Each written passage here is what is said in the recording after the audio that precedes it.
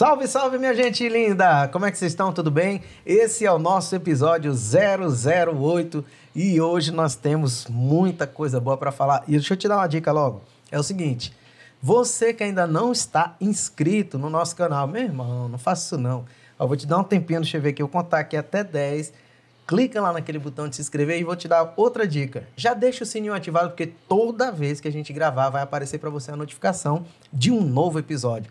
Então, hoje nós vamos falar de muita coisa boa. Outra dica, se você é alguém que acredita nas Santas Escrituras, já corre, pega a tua Bíblia, seja do celular ou seja aquela Bíblia física, porque hoje nós vamos estudar, nós vamos ver muitas coisas boas sobre a Bíblia, o que a Bíblia fala. Temos um convidado muito especial, muita coisa boa vai acontecer aqui. Mas eu quero pedir para o meu amigo Felipe Flores falar um pouco dos nossos patrocinadores. Agradecendo sempre a nossa parceira de viagem, Gênesis Turismo, na representação de Francisca Wanda. Se você tiver o interesse de conhecer Israel, Roma, Madrid, Itália, Afeganistão, apesar que eu não aconselho você ir para lá, porque está tendo muita confusão ali. Se você tem interesse de conhecer países na Europa, ligue para 98411 9278 ou 991 46 17 84. Rapaz, eu que estou aqui, eu não consegui gravar esse número. Como eu sei que o nosso diretor... exatamente. Tu tem como repetir assim? Agora, eu gostei assim da cidade. Tem uma cidade aí que é... Afeganistão, esquece. Esquece essa cidade aí, esquece, pelo amor de Deus, não vai lá não. Vamos deixar Afeganistão. Deixa porque é uma cidade que está surgindo, entendeu? Que já tá fazendo... É uma cidade nova, então... Afeganistão o nome. Mas repete pra nós aí, qual é o telefone? Rapaz, por que esse pessoal tá rindo assim? Não entendi. Vamos lá repetir o telefone, 991 46 1784. Essa cidade é uma cidade que eu acabei de colocar no mapa, viu? E, pessoal, fica tranquilo, tem isso aí. Outra parceira nossa é a Romance Favorita, pela representação de Hilary Flores, que por sinal casou com um homem fantástico, que vai provavelmente levar ela para o Afeganistão. Que você pode ser uma consultora. Bora, gente! Rapaz, eu tô... Não tem como. Eu já tava pesquisando aqui. Eu tô pesquisando aqui... Você não tem... Bicho, eu já falei, fica sério, Eu tô pesquisando aqui na internet, realmente... Esse episódio é uma cidade nova. de hoje é uma maravilha, mano. Eu tô chorando aqui. Gente, mas é o seguinte... Felipe, você estava falando sobre a nossa parceira maravilhosa, que é a Romance Favorita, que inclusive nós sorteamos um kit maravilhoso no episódio 007, que foi o da Patrícia. Mas deixa eu te perguntar, o que a Romance oferece para os nossos telespectadores, para os nossos ouvintes? Não é passagem, acredite. Ela oferece roupa, moda íntima, e se você tem um desejo de malhar ou vender ou comprar, você pode entrar em contato com o número 991 31 8345 e lá você pode ter a opção de ser uma representante, uma consultora, né, que repassa a mercadoria, ou você pode adquirir mercadoria para consumo e usar, né? Então, no caso, além da Romance Favorita oferecer várias peças que a gente está falando de lingeries, está falando da moda fitness, está falando de tudo que a mulherada gosta, e aí ainda tem a possibilidade de ter uma renda extra. E quem aqui não quer ganhar uma renda extra? Poder ter uma graninha a mais, né, Paulo? Para poder gastar e tal. Com certeza. E olha só, é uma empresa bem séria, tá? Que eles trabalham, inclusive, há anos já com isso aqui. São representantes há anos, né? O pessoal da Romance há anos. E, inclusive, teve um sorteio que nós fizemos. Sim, teve sorteio. Inclusive, as peças maravilhosas da Romance, tá? Você tem que correr e verificar a qualidade das peças que é oferecida pela coisa Romance. boa. A mulherada gosta muito. Qual é o número que o pessoal quiser? Pô, gostei. Eu quero essa renda extra ou eu quero saber um pouquinho mais da Romance Favorita. Qual é o número que elas têm que ligar, Felipe? 991 31 8345. 991 31 8345. É isso aí, gente. A gente também quer agradecer a você que já está conosco. Estamos aqui, graças a Deus, no nosso episódio 008.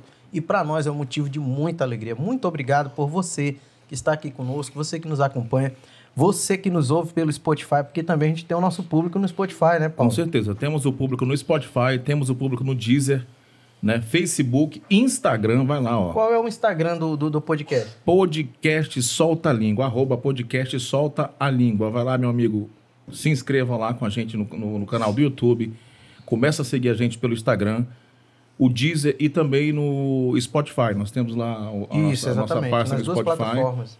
Bombando. É isso aí. Mesmo. Então, assim, você que nos ouve pelo Spotify, você que às vezes não sabia que a gente estava também nessas duas plataformas, fique à vontade. Você, se não tem tempo para assistir, você bota lá, vai fazendo suas coisas de casa. Você que é mulher, ou você que é homem, tá ali no Uber, ali, de repente ganhando uma graninha, bota lá para ouvir pelo Spotify, pelo Deezer e vai curtindo os episódios. Mas hoje nós queremos falar tem um o quê, detalhe, Paulo? se você também quiser fazer parte dessa turma de sucesso que está juntamente com o podcast, entre em contato com o nosso amigo Gabriel, ou então no próprio podcast Solta a Língua, no Sim, Instagram. no Instagram. Manda uma mensagem lá. Se você quiser, você tiver uma empresa, tiver interesse em divulgá-la aqui conosco, pode entrar em contato lá pelo Instagram que a gente entra em contato com vocês, beleza? Com certeza, vai ser uma honra. Nós ficamos muito felizes e queremos agradecer os nossos patrocinadores, a Romance Favorita e também a Gênesis Turismo, que sempre tem oferecido os melhores pacotes para as pessoas que querem viajar, principalmente para a Terra Santa, né?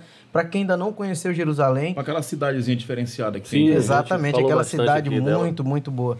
Mas então eu quero falar um pouco do nosso convidado. Nosso convidado, ele é o pastor, ele é um homem de Deus e a gente tem um prazer imenso de estar com ele hoje aqui, porque muitas coisas que às vezes geram dúvidas, muitas questões que às vezes nem são faladas dentro das igrejas, porque são às vezes assuntos muito complexos e que demandam um certo tempo, hoje nós vamos falar com ele. E esse nosso convidado é quem, pastor Felipe? É o meu querido pastor José Dilson. Pastor José Dilson, seja muito bem-vindo, é um Seja prazer, bem-vindo. uma honra para nós. O senhor é uma pessoa que é uma referência para nós dentro daquilo que a gente vê, a ótica bíblica, alguém que tem a exposição da Bíblia, que não fica com conversinha e vai direto ao ponto. Então, muito obrigado pelo senhor estar aqui, para nós é uma honra. Sinta-se à vontade. Como diz o nome do podcast, Solta a Língua. Eu que agradeço. Para mim também é uma grande honra estar aqui, um privilégio. Confesso que estava um tanto quanto nervoso, mas depois da inicial aqui já deu para relaxar um pouco O mais. nosso clima é muito gostoso. Estamos aqui à disposição, dentro das nossas limitações, para expor. Queria começar com uma pergunta aqui para o senhor. O senhor é natural daqui mesmo, em Boa Vista? Não, sou maranhense, natural da cidade de Turiaçu, no estado do Maranhão. Cheguei em Roraima em 1989. Desde então, já me considero um roraimense. Chamado de roraimado. Eu também sou roraimado, porque eu vim de Manaus, mas eu também cresci muito cedo aqui. Minha mãe é daqui, minha avó é daqui. Meu pai é paulista, mas eu, às vezes, quando as pessoas... Você é de onde? Eu sou de Roraima. Eu quero logo falar de Roraima, porque a gente já está aqui há tanto tempo. É muito acolhedor o estado de Roraima. Muito acolhedor. Muito Pastor, o senhor acolhedor. veio com a família inteira para cá? Como é que foi? Eu vim solteiro, mas trouxe toda a minha família. Correto. Meus pais e todos os meus irmãos. Nós fizemos igual a Abraão. Saímos de Ur dos Caldeus para a Terra da Promessa e nos demos muito bem. Com quantos anos o senhor veio para cá, para o estado de Roraima, pastor? Eu tinha 21 anos de idade quando vim para Roraima. Hoje estou com 55. Pastor, me conta uma história que eu sei que no nosso estado de Roraima, graças a Deus, eu, por exemplo, eu sou casado com uma mulher que é maranhense, que é dessa terra maravilhosa que é o Nordeste. O Nordeste do nosso Brasil sempre nos trazendo muita alegria, às vezes muito sofrimento também, muitas reflexões, mas ela é de Amarante, do Maranhão. E ela já me contou muitas histórias de lá, às vezes eu gosto que ela me conte, porque eu sei que são relatos que são relevantes. Eu queria que, por favor, o senhor contasse para nós e para os nossos espectadores uma coisa assim que é uma lembrança que é muito forte da época que o senhor era lá do Maranhão. O que o senhor lembra quando o senhor pensa no Maranhão, tipo assim, na sua infância? O que foi que aconteceu na sua infância que lhe marcou quando o senhor estava no Maranhão? Talvez o que mais tenha me impressionado na minha infância, uma vez que eu me converti com 8 anos de idade, tenha sido a vida da igreja, a vida comunitária da igreja. Me converti com 8 anos quando a igreja da qual nós éramos oriundos, fizemos parte, estava passando por aquilo que talvez se chame de avivamento. E o meu pai era vereador na cidade onde nós morávamos. E um dia o prefeito veio fazer uma visita na casa do meu pai. Era 7h da noite. Todos nós já estávamos arrumados para ir para o culto. E quando ele chegou, meu pai falou para ele: olha, Djalma, eu estou indo para o culto. Você quer ir comigo para o culto? Ele disse, não, Torres, eu vim aqui conversar contigo. Ele disse, olha, hoje, infelizmente, não posso te receber, porque tem culto, volta amanhã. E eu olhei para o meu pai e fiquei assustado. Falei, meu pai vai deixar de receber o prefeito por causa de um culto. Isso é muito importante para ele. Então, na minha cabeça, a coisa que ficou mais marcada é o valor e a importância que a minha família deu à igreja. Isso me marcou profundamente a vida. Eu tinha um fascínio pela política. Lá no Maranhão, eu desejava ser governador do Maranhão, até presidente da República. Ao sair de lá, perdi todo o encanto com a política. Mas lá eu tinha isso, por causa do meu pai. Mas eu comecei a perceber que, na verdade, o meu coração era mais atraído pelo reino de Deus. Nada contra César, mas o reino de Deus tinha uma atração mais forte na minha vida. Qual foi, assim... Eu achei muito linda essa história que o senhor colocou, porque se tornou um referencial dentro da sua vida. Além dessa experiência que o senhor viveu com seu pai, o que foi que a gente que é filho, às vezes a gente fica com certas reflexões em relação a coisas que nossos pais ou nossa mãe nos ensinam. E a Bíblia fala que nós que somos pais devemos estar ali todo dia incutindo na nossa prole, nos nossos filhos, colocando na cabeça dele ao levantar, ao deitar, ao comer, ao caminhar. O que foi que o senhor tem até hoje? Que eu sei que o senhor lembra-se disso, isso aqui foi que minha mãe me ensinou esse caminho. Olha, os meus pais não permitiam que nós, crianças, assistíssemos ou participássemos de conversa de adulto. Nós não tínhamos esse direito. Mas eu podia estar na melhor brincadeira do mundo. Meu pai, antes de se converter, ele já tinha lido a Bíblia 2 vezes.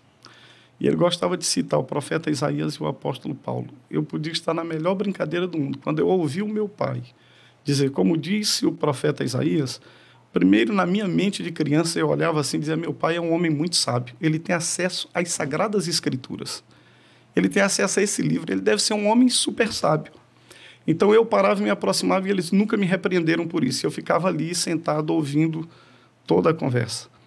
E flagrei minha mãe muitas vezes de rosto no pó, orando e citando o nome de cada filho. Isso me marcou profundamente a vida de devoção da minha mãe. Eu tenho certeza absoluta que os livramentos, os êxitos que nós tivemos na vida se devem muito à intercessão dela. E nós fazíamos culto doméstico na nossa casa. Meu pai sempre foi um homem que ele era sacerdote do lar.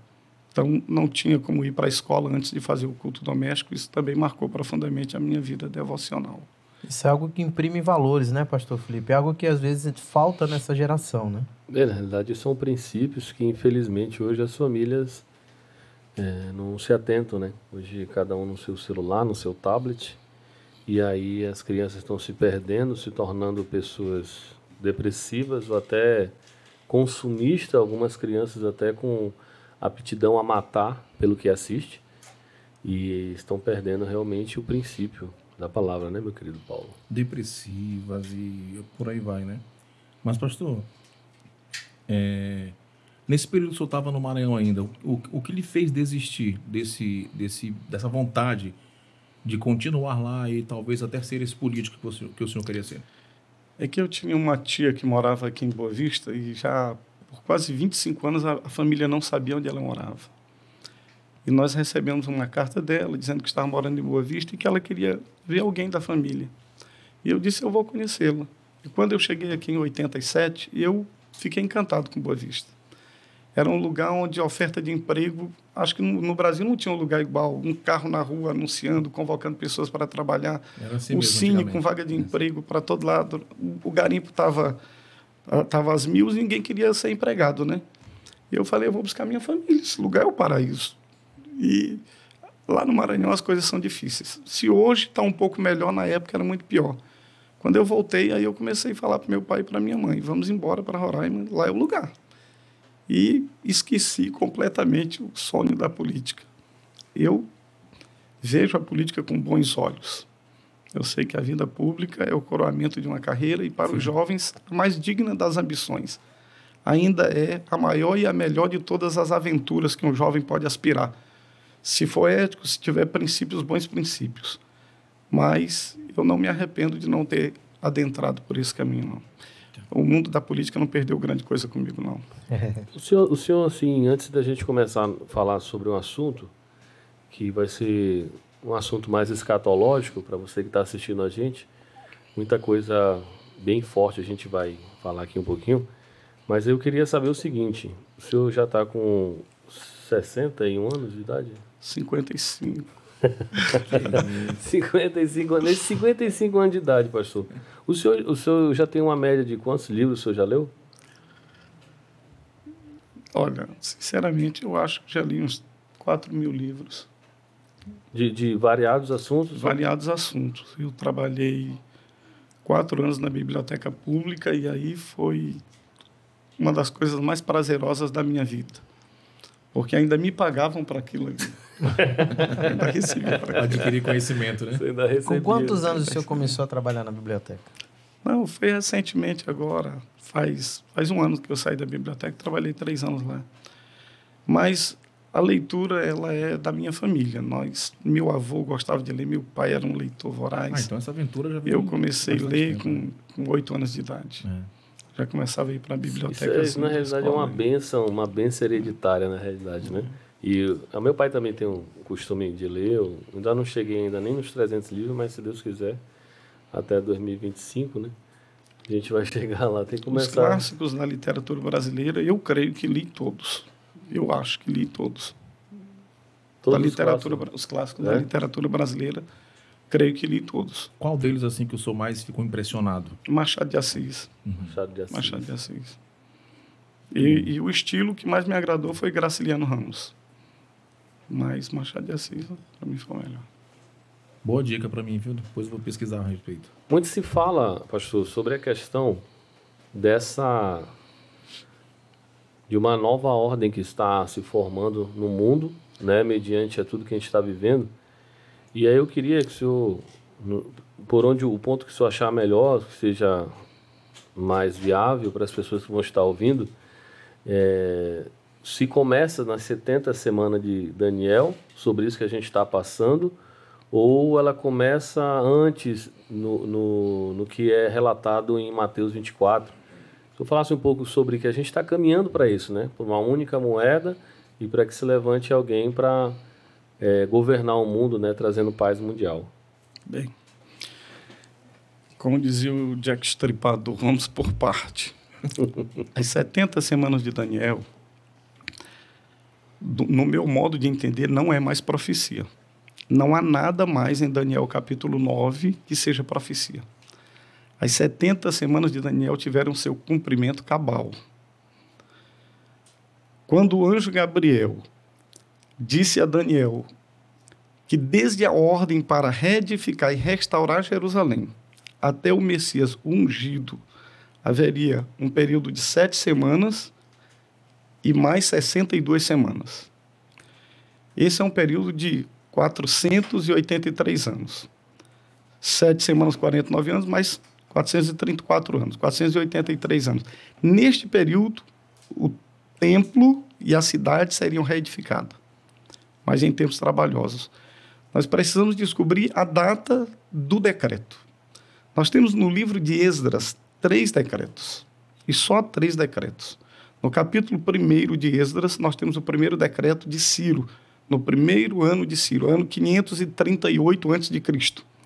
Ciro fez um decreto que permitia a todos os judeus que estavam na Babilônia e quisessem voltar para reconstruir o templo, estavam liberados pelo rei. E voltaram com Zorobabel, cerca de 50.000 judeus.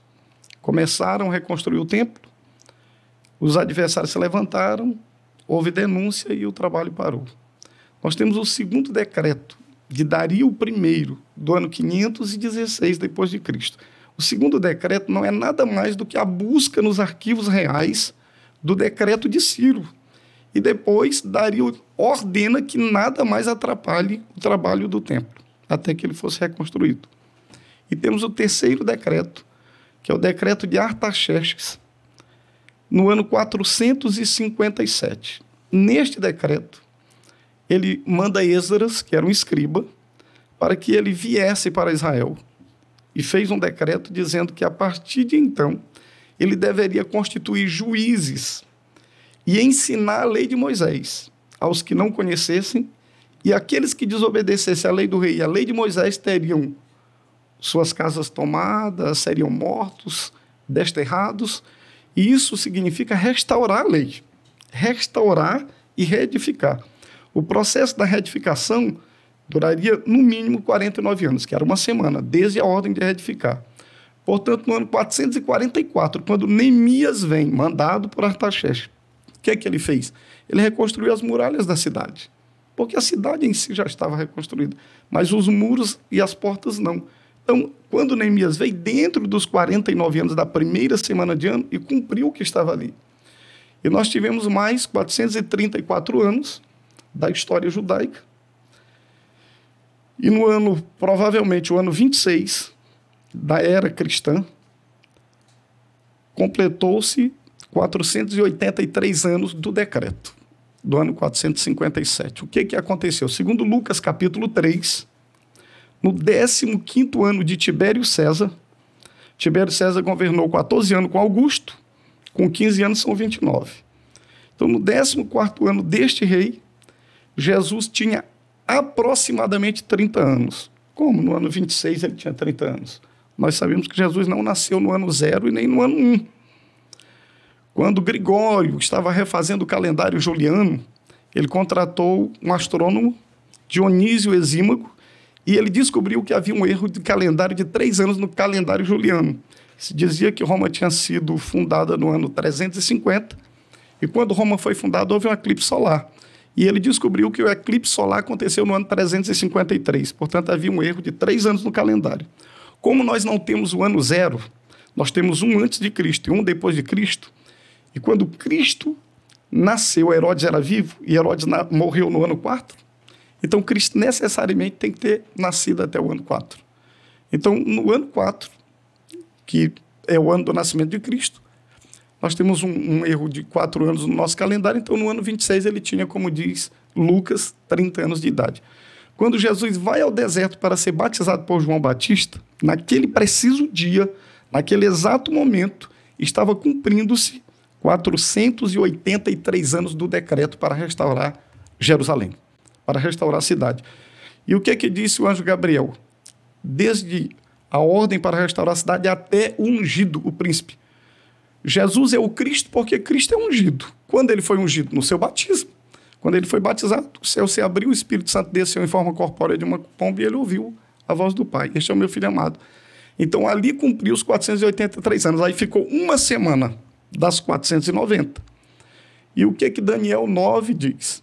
Daniel 9 diz que na metade da semana ele faria cessar os sacrifícios e as ofertas de manjares. Eu vou dizer mais tarde quando surgiu o pensamento de que esse ele, lá do versículo 27, é o anticristo. Porque durante 1830 anos a igreja cristã universal só tinha um entendimento. Esse ele aqui é Jesus Cristo. Porque quando ele morre na cruz do Calvário, ele cessou o sistema de sacrifícios do Velho Testamento. E depois, tudo o que acontecia no templo era um tipo de Cristo, não do anticristo. Ele fez cessar com a sua morte. Quando a carta aos Hebreus foi escrita, o templo de Jerusalém ainda estava de pé. E o apóstolo disse que nada mais do que era feito naquele templo tinha valor para Deus. Deus não recebia um sacrifício feito lá, porque o verdadeiro sacrifício já havia sido feito na cruz do Calvário, e a Bíblia diz em Mateus 26, Mateus 27, que quando o soldado atravessa o lado de Jesus com uma lança, o véu do templo se rasga. Deus estava rasgando o sacerdócio arônico e dando cabo daquele sistema de sacrifício.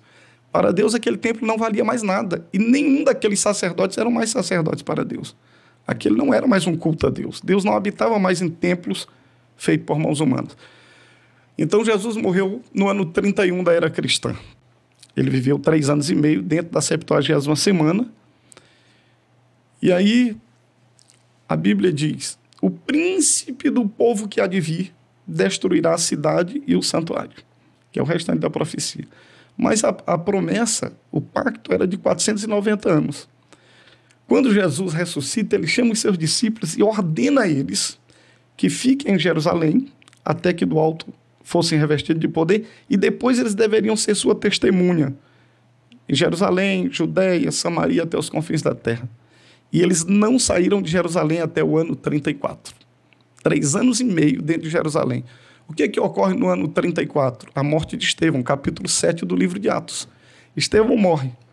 Agora, quando você lê o capítulo 8 de Atos, que é assustador, a Bíblia diz que veio uma perseguição sobre toda a igreja, exceto sobre os apóstolos. Como pode? Eu sou pastor de uma igreja. A igreja é perseguida e eu não sou perseguido? Qual a razão pela qual o pastor não é perseguido? É porque os apóstolos ainda tinham um entendimento judaizante de que o templo ainda era a casa de oração. Pedro e João vão no capítulo 3 para o templo na hora 9ª. Mas quando você lê o discurso de Estevão, Estevão era um judeu helenista. Foi o primeiro homem no Novo Testamento que teve o entendimento de que o cristianismo não era uma seita judaica. E ele fala com todas as letras que Deus não estava mais preso a um lugar e a um povo.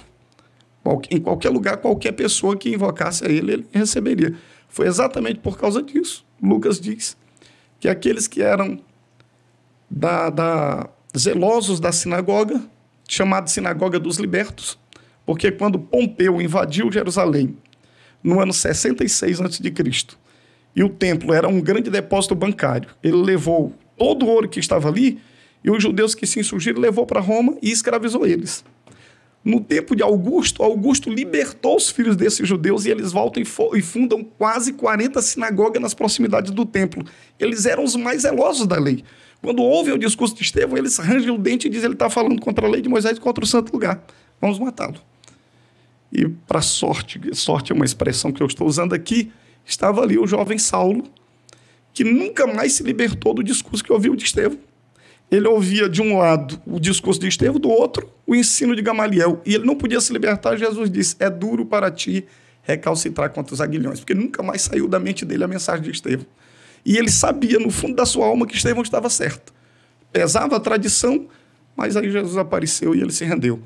Então, no ano 34, cumpriu-se completamente as 70 semanas de Daniel. Não há nada no cenário profético das 70 semanas. Nós temos tudo a ver com Mateus 24. Mateus 24, sim. O sermão escatológico de Jesus em Mateus 24. Nós temos os 7 selos de Apocalipse dentro de Mateus 24. E Mateus 24 tem uma divisão claríssima, muito clara, acerca dos acontecimentos.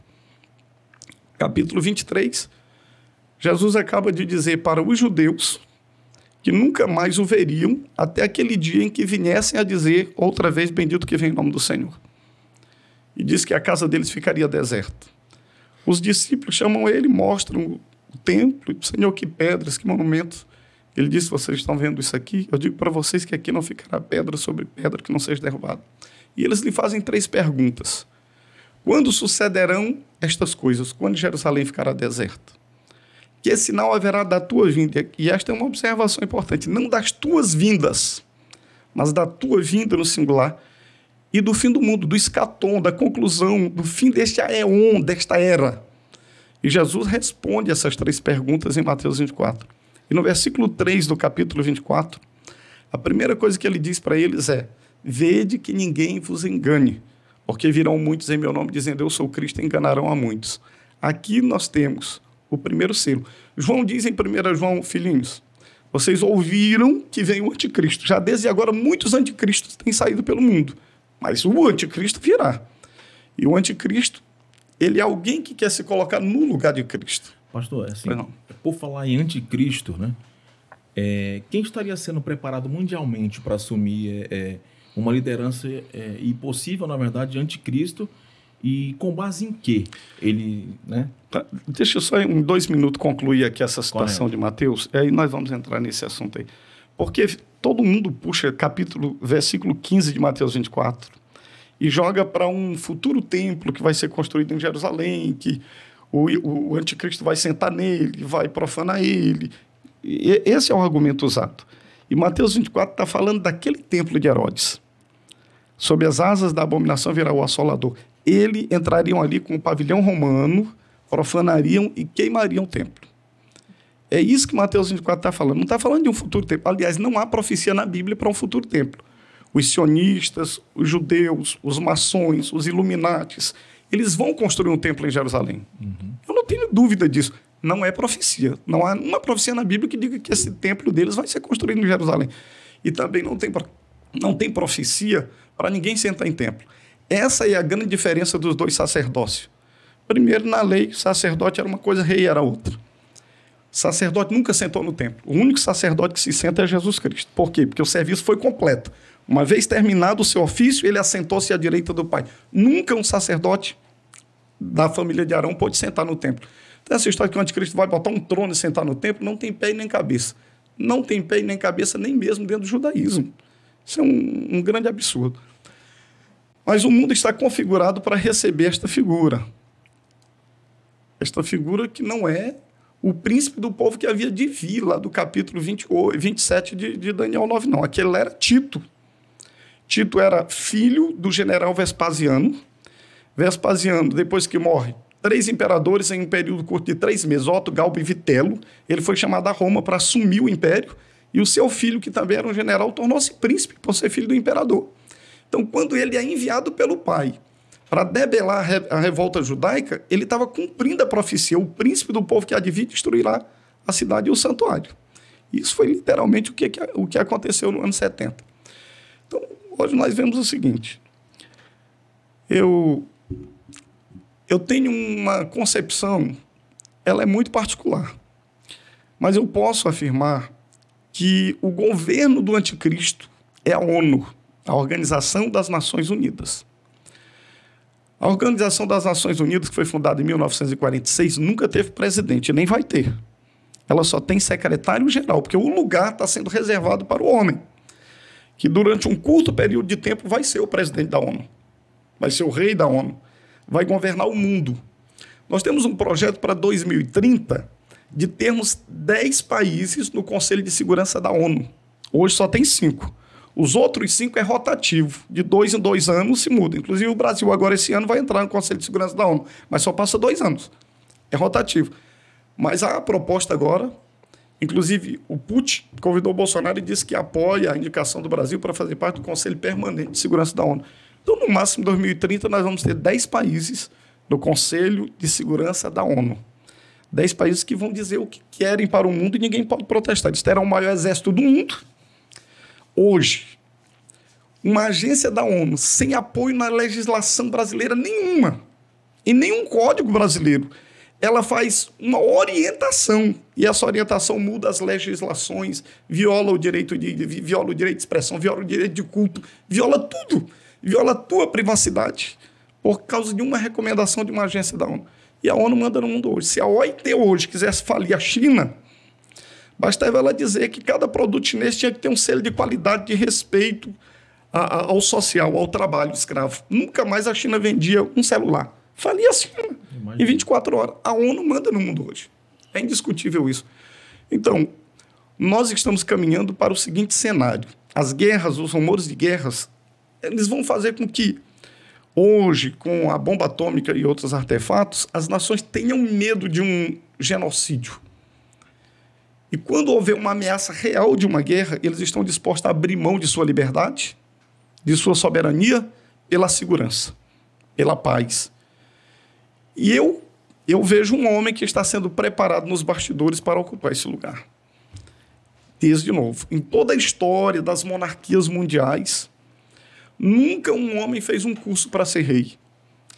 Mas há um príncipe na atualidade que ele passou 1 ano fazendo um curso para ser rei. Não para ser rei da Inglaterra, para ser rei do mundo, que é o príncipe William. Para mim, ele é o candidato anticristo. Você nunca vai encontrar uma vírgula de um tabloide inglês fazendo uma crítica ao príncipe William. Tem sobre a rainha, tem sobre o consorte da rainha, tem sobre os irmãos do príncipe, sobre a mulher do príncipe, sobre a mãe do príncipe, mas sobre o príncipe nunca saiu uma vírgula negativa. Inclusive, eu ouvi também, pastor, em alguns vídeos no YouTube, que Emmanuel Macron, né, que é o presidente da França, que ele também seria um dos indicados aí. Eu vejo Emmanuel Macron como casca de banana, cortina de fumaça. Entendi. Só para desviar o foco. Ele é um serviçal dos Rothschild. Ele está a serviço desta família Illuminati, que domina o mundo por trás dos bastidores, mas ele não é o cara. Entendi. Está só tirando o foco, né? E depois, Daniel capítulo 11 diz que ele é um príncipe. E depois diz que ele é um rei. Este rei fará conforme a sua vontade. Macron não é rei, nunca vai ser rei. A monarquia desapareceu da França. Pastor José Dilson, em cima da sua afirmação, né, que o senhor falou sobre a questão do príncipe William, quais são aqueles sinais que o senhor apresentou, inclusive no seu canal, falando sobre os símbolos que aparecem da questão do dragão, sobre aqueles emblemas? Conte para nós um pouquinho sobre isso, até fundamentando um pouco daquilo que o senhor disse, que nunca ninguém no mundo todo, na história, foi preparado para ser rei do mundo, mas os sinais que o cercam desde sua infância conduzem para esse pensamento hoje. Sim. O príncipe William, hoje, ele é um membro da Ordem da Jarrateira, que é uma ordem de cavaleiros antigas, tem mais de 1000 anos, e todos os maçons do mundo estão debaixo da hierarquia da família britânica. Ele é o 001.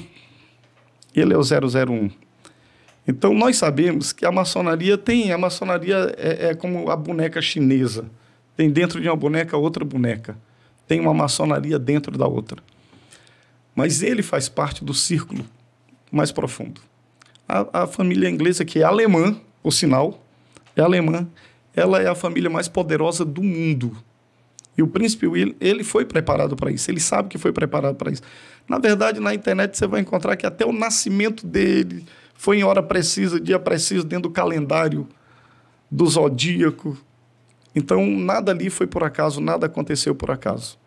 Esse rapaz foi preparado para isso. Ele é estranho. Já houve pessoas que dizem que ele tem o terceiro olho, brilha a testa dele no escuro e várias outras coisas.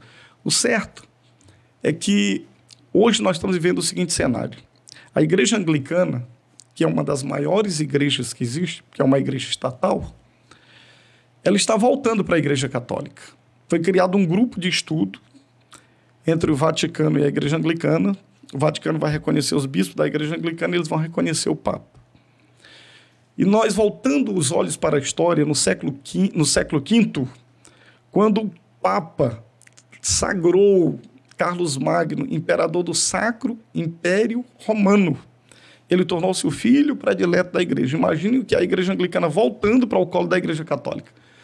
E qual o príncipe que vai dar isso para o Papa? E o Papa, não tem a menor dúvida, o Papa está aí, um homem de quase 80 anos, só tem um rins, está doente, mas eu estou afirmando, o Papa é o falso profeta de Apocalipse 13. Esse Papa preenche todos os quesitos do falso profeta. Agora, bispos da Igreja Católica e padres estão dizendo com todas as letras que ele é falso profeta. Maçom, desde o Papa Paulo VI, todos os papas que chegam são maçons. Os maçons chegaram no papado. Eles chegaram, via jesuítas, eles chegaram. E pela primeira vez nós temos um papa jesuíta. Esse homem, ele não é brincadeira, não. Se você pegar o livro de Esther, você vai ver que o dia em que Amã lançou sorte para comprar a vida dos judeus foi no dia 13 do mês 3.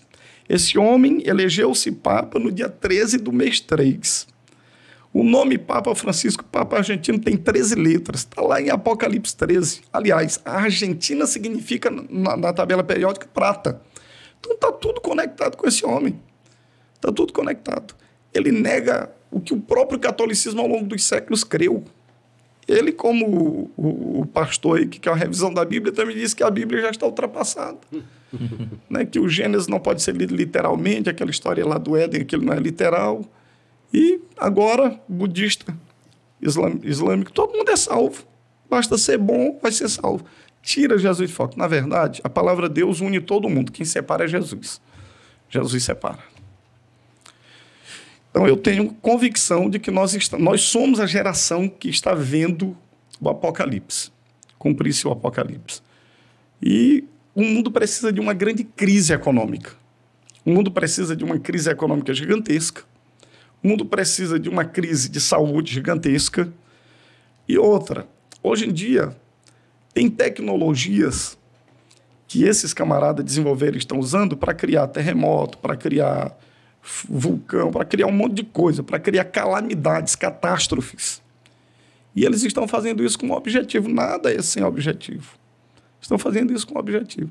Inclusive, os experimentos que nós estamos nos submetendo hoje, nós não, eu não, mas quem quiser estar submetendo hoje aí é para isso. Nós estamos sendo domesticados. Nós estamos sendo domesticados. E o que me surpreende é não ver a igreja se revoltar. É não ver a igreja protestar. A igreja está simplesmente em Romanos 13. Toda autoridade é constituída por Deus. Não importa o que eles façam, são autoridade constituída por Deus. Isso aí é inaceitável. Pastor, e tem vários sinais, desculpa, Gabriel, tem vários sinais aí, né? Igual o senhor falou, as catástrofes, doenças, tudo está acontecendo, né? Tem doenças de verdade, tem doenças de mentira. A maior doença hoje é o medo, que eles estão criando, provocando no povo um pavor, um terror, e está adoecendo, tirando a imunidade das pessoas. Então, do meu ponto de vista, eles propagam o que eles querem fazer nos filmes, nos livros. Eles mandam mensagens subliminares, eles mostram. E a ONU, através da Agenda 21 e agora 2030, com todas as letras, eles têm 17 metas para 2030. E nós estamos vendo acontecer diante dos nossos olhos algumas dessas metas que, se meu avô ressuscitasse hoje, ele morreria na mesma hora. Quando ele percebesse que você vai ter que ir para um tribunal explicar porque você diz que menino é menino e menina é menina. Você vai ter que prestar um esclarecimento, porque você diz que a genética determina alguma coisa. Quem poderia sonhar e imaginar isso? E hoje em dia, você vai dizer para o seu filho, homossexualismo é pecado. Você pode responder perante a justiça. Então, está ficando difícil. Quem sonha que a igreja vai ser arrebatada antes da grande tribulação, eu digo que está navegando num engano. Porque até 1830 a igreja cristã universal criou de um modo só. Agora, lá por volta de 1530, um padre português chamado Ribeira, com um cardeal espanhol chamado Belarmino, a duas mãos, escreveram uma obra sobre a vinda gloriosa de Cristo. E como eles estavam sofrendo um pesado ataque da Reforma Protestante, acusando o Papa de ser o anticristo, que esse era o entendimento da Reforma Protestante, que o Papa era o anticristo, então eles desenvolveram de forma embrionária o que hoje é conhecido como o pré-tribulacionismo e o dispensacionalismo. Então, lá no livro deles, eles procuraram mostrar que Cristo vinha antes do final de uma grande tribulação, ele tiraria o seu povo da terra e só então o anticristo se manifestaria. Se era assim, como o Papa podia ser o anticristo, como diziam os reformadores.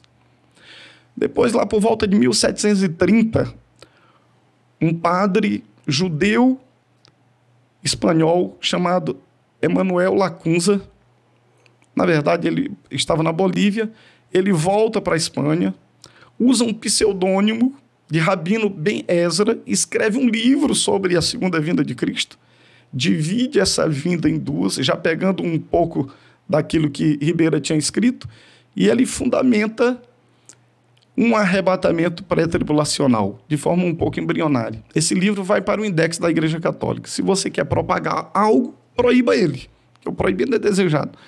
Esse livro vai cair lá na biblioteca do arcebispo de Cantuária, na Inglaterra, e um clérigo presbiteriano chamado Eduardo Irving tomou esse livro, teve acesso a ele, começou a ensiná-lo na igreja, e a igreja dele foi a primeira igreja, até onde se tem notícia, que manifestou os dons, inclusive dom de língua, que nós dizemos que foi em 1900 nos Estados Unidos, aconteceu na igreja de Eduardo Irving, que ele foi expulso da igreja presbiteriana e fundou a Igreja Católica Apostólica, e lá se manifestou os dons, dom de língua era um deles. E uma mocinha chamada Margaret MacDonald, na época uma moça de 16 anos, teve uma profecia, fez uma profecia, segundo ela, inspirada, e ele tomou aquilo como inspiração, e nesta profecia ele afirmava que Jesus viria, arrebataria a igreja na metade da tribulação.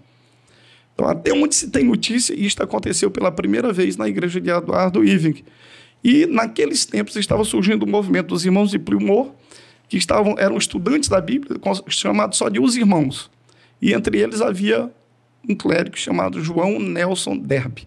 Ele teve acesso aos ensinos de Eduardo Irving, e ele começou a ensinar. Ele diz que ele não recebeu influência de ninguém, saiu da mente dele. Na verdade, é conversa. Ele teve todas as informações de Eduardo Índico, só que ele era cessacionista. Ele rejeitou as línguas, rejeitou os outros dons, mas ficou com a profecia de Margaret MacDonald. E aí, partindo desse princípio, vai para Daniel 9 e cria uma divisão, separando, não sei onde, como eles conseguiram separar a 69ª semana da 70ª semana.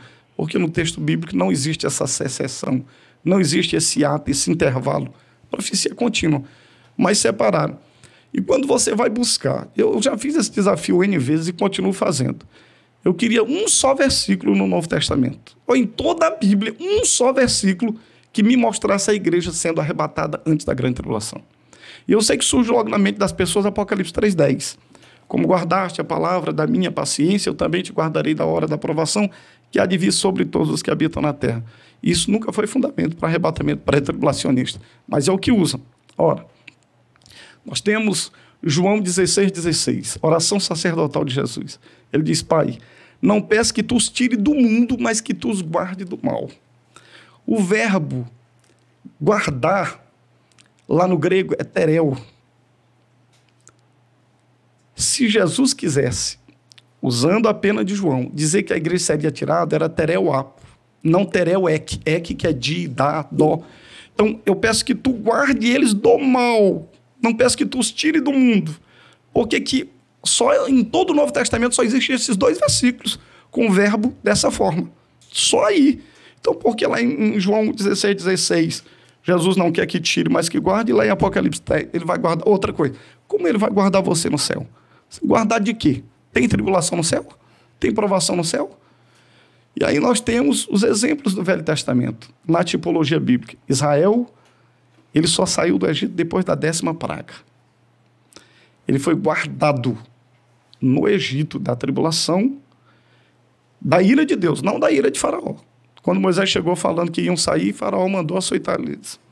Daniel foi livrado na cova dos leões e os amigos dele na fornalha, não da fornalha. Eu não consigo encontrar no Novo Testamento fundamento para esse arrebatamento pré-tribulacionista. Então, aquele debate teológico que existe, que muita gente defende, falando que mas Jesus, por amar tanto a sua igreja, não vai deixar que ela passe pela grande tribulação. E já tem aquela outra linha teológica que diz, como você está explicando agora para nós, que sim, nós não somos melhores que nenhum dos apóstolos, porque muitos dos apóstolos morreram, deram sua vida pelo evangelho, pagaram, assim, com a própria vida, o pregar a Cristo, o falar do seu amor, alguns discípulos decapitados, Pedro crucificado de cabeça para baixo, segundo historiadores, enfim. Então, para que fique bem claro aos nossos espectadores que nos ouvem pelo Spotify, que nos assistem pelo YouTube, qual é o posicionamento bíblico que o cristão tem que entender e absorver? A igreja irá passar pela grande tribulação, pastor? Com certeza absoluta, a igreja vai passar pela grande tribulação. Mateus 24. Primeiro selo, um cavalo branco.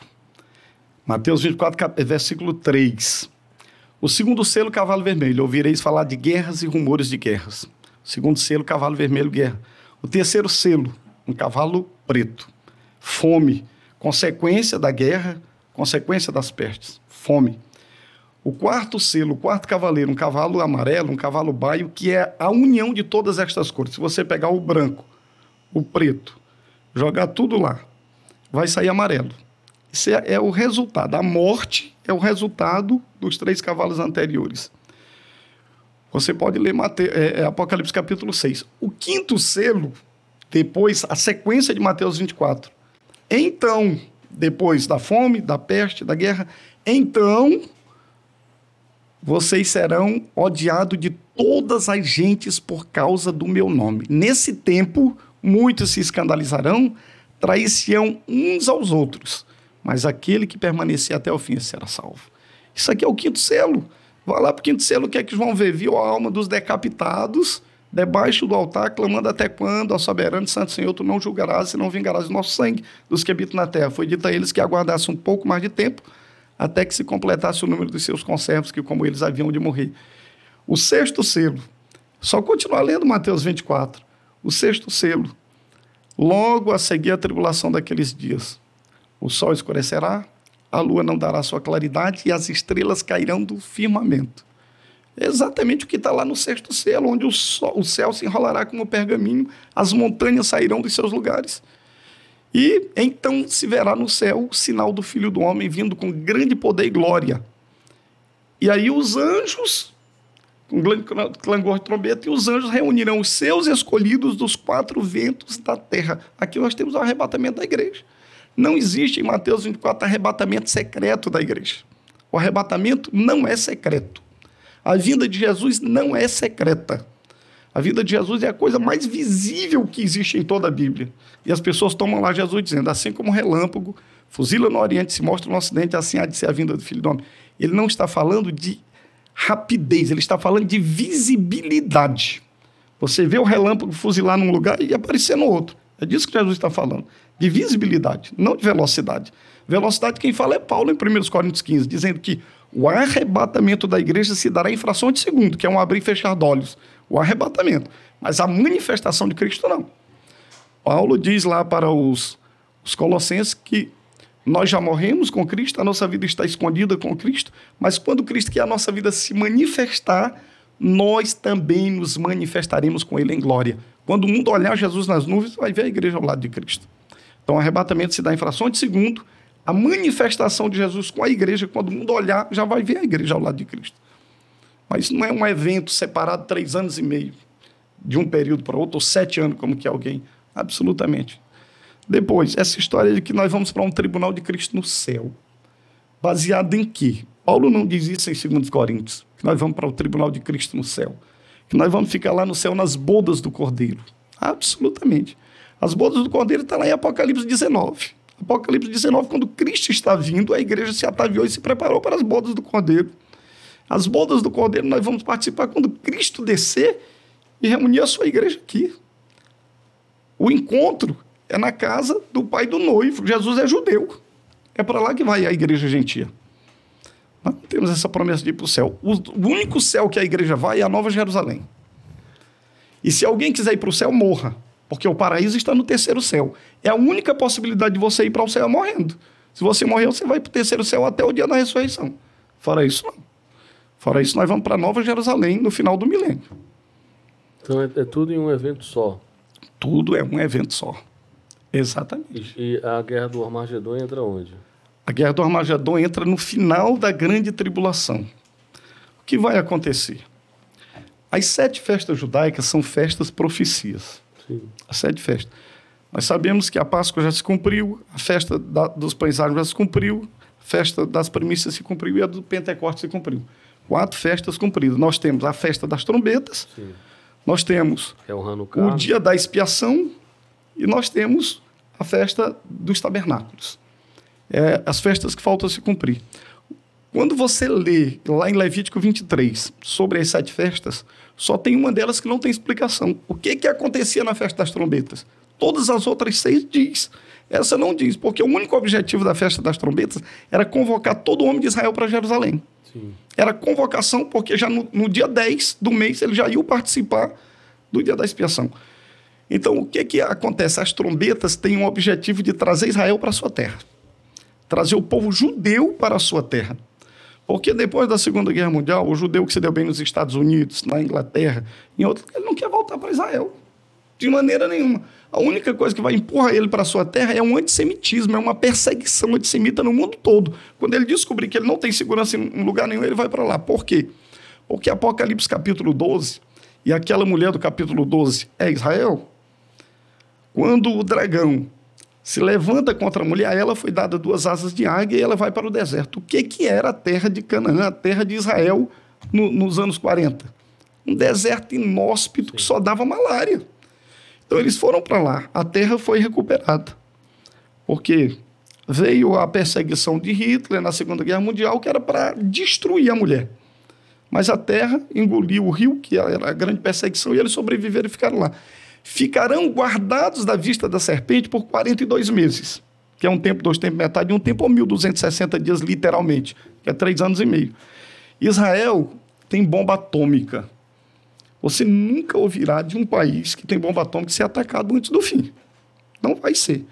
Então, o judeu ele está guardado em Israel. É o único lugar para onde ele vai. Quando o dragão não pôde devorar a mulher, ele se voltou contra o restante da descendência dela, os que têm a fé em Jesus e guardam os mandamentos de Deus. Quem são eles? Os cristãos. Nós somos espiritualmente descendentes de Israel. Paulo diz que deles é o culto, deles é a promessa, deles é a lei, até o próprio Cristo. Então, nós aprendemos muito e somos descendente espiritual. Na verdade, segundo Gálatas, nós somos o Israel de Deus. Então, é contra esse povo que o anticristo vai se levantar na grande tribulação. É contra esse povo. Agora, no final, quando ele julgar que ele destruiu a igreja, então ele se volta contra Israel. Aí nós vamos para Zacarias, capítulo 12, 13 e 14. O povo judeu vai perceber que eles não têm força, que eles não conseguem sobreviver, porque desta feita o anticristo vem com o maior exército da terra. Há muitas razões para isso. Aquela ali é uma zona de comércio mundial. Quem domina, sempre dominou desde o tempo dos antigos sumérios, quem domina aquele pedaço de chão domina o mundo. Domina o mundo. Toda a riqueza das nações passa por ali. Então o anticristo vai eliminar esse povo aqui, eles estão atrapalhando. Provavelmente nesse tempo os árabes já foram destruídos. E aí vamos tirar esse último empecilho aqui. Quando o povo judeu e Jerusalém vai ser invadida, segundo o capítulo 14 de Zacarias, 2/3 dos habitantes de Jerusalém vão ser levados. Vai ficar só 1/3 em Jerusalém. Quando isso estiver acontecendo, aí eles clamarão pelo Messias. Senhor, envia-nos o Messias. Ou vamos ser destruídos. É exatamente nesta hora que Jesus desce. Arrebata a igreja e socorre Israel. Por isso que Paulo diz lá em Romanos capítulo 9, que se a queda dos judeus redundou em salvação para os gentios, o que não será o seu restabelecimento, senão vida dentre os mortos? No dia que Israel se converter, os mortos vão ressuscitar. É o dia que todos os mortos em Cristo vão ressuscitar. É exatamente isso que vai acontecer neste dia preciso. Quando Jesus fala da sua vinda em Mateus 24 e Lucas, os discípulos perguntam que ele cita um provérbio do seu tempo. Onde estiver o corpo, ali se ajuntarão as águias. Ou onde tiver um cadáver, ali se ajuntarão os abutres. E eles perguntam, onde, Senhor? E ele diz, onde estiver o corpo, se ajuntarão as águias. Apocalipse 19 situa geograficamente para nós o cenário. Onde vai se dar isso? No banquete, que ele convida todas as aves de rapina do mundo para comer carne de poderosos, de grandes e pequenos. E ele diz que é no Vale do Armagedon, nas proximidades de Jerusalém. Ali é que vai se dar esse combate cósmico. Então Jesus vem, ele toma vivo o anticristo e o falso profeta, lança eles no lago de fogo, destrói todo o exército da besta, desce com a sua igreja, faz passar Israel pelo cajado e depois ele entra nas bodas do Cordeiro com a igreja para poder iniciar o milênio. O processo é esse. Agora, isso é quando Israel começar a clamar, né, e o Cristo ouvir, ele vai se manifestar, aí já entra a batalha de Armagedon. Sim. Junto com porque o anticristo vai estar aprisionando Israel, seria mais ou menos isso? O anticristo vem para destruir Israel, no, no final dos 42 meses. É por isso que Daniel 12 cita o arcanjo Miguel. O arcanjo Miguel é o protetor dos filhos de Israel. Por que lá em Tessalonicenses, 1 Tessalonicenses, o arcanjo toca a trombeta? Por que o arcanjo Miguel está envolvido na vinda de Jesus? Porque Israel está envolvido na vinda de Jesus. Israel é o alvo naquele momento do anticristo. Pastor, em cima disso aí, eu queria lhe perguntar, em qual momento da cronologia, que eu sei que tem uma cronologia bíblica, em qual momento da cronologia bíblica da grande tribulação nós nos encontramos? Já começou o princípio das dores? Nós estamos no fim do princípio das dores. É assim, eu só tenho uma filha. Quando eu me casei, minha esposa engravidou, pouco tempo depois, e quando ela começou a sentir dores, marinheiro de primeira viagem, a gente fica agoniado, vamos logo ao médico. Quando chega lá, o médico diz, não, pode voltar. A dor vai diminuindo de tempo, né? Começa de 3 em 3 horas, de 2 em 2 horas, e quanto mais próximo da criança nascer, maior é a dor. A dor vai aumentando, o que deixa a gente agoniado. Então, a vinda de Jesus é comparado a uma dor de parto. À medida que ela se aproxima, as dores vão aumentando. Então, desse ponto de vista, eu vejo que nós estamos no final do princípio das dores, para o começo dos últimos 3 anos e meio da história humana, da história do governo humano na Terra. E isto vai começar quando o homem do pecado assumiu o poder. Quando ele assumiu o poder, nós temos uma contagem regressiva. O mundo já está configurado para isso. Olha, eu fiz um estudo onde eu coloco o sonho de Nabucodonosor e a revelação no capítulo 7 de Daniel dos animais.